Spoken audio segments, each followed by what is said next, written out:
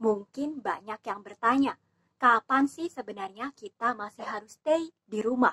Kapan sih sebenarnya kita mulai bisa beraktivitas normal? Berbagai prediksi dan pendapat datang dan mengemuka.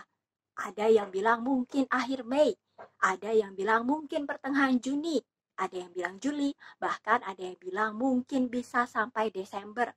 Lalu tepatnya kapan kita mulai bisa beraktivitas normal? Lihat penjelasan berikut ini. Berikut adalah grafik data penambahan total infeksi di Indonesia. Grafik hitam menunjukkan penambahan total infeksi corona setiap harinya. Oleh karena itu, grafik hitam ini semakin hari akan semakin bergerak naik ke atas.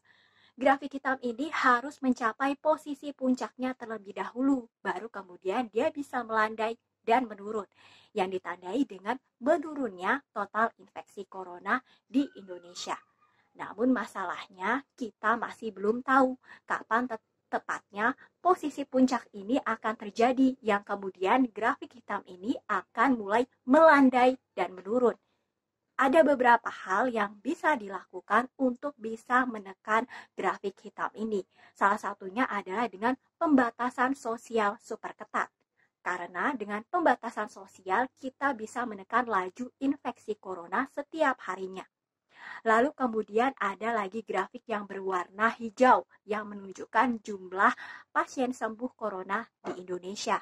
Grafik hijau ini semakin lama harus semakin bergerak naik ke atas, menjauhi grafik merah yang merupakan total grafik pasien meninggal di Indonesia. Perbandingannya harus sekitar 5.000 berbanding 500, yakni kalau ada pasien meninggal 500, maka pasien sembuhnya harus berjumlah 5.000.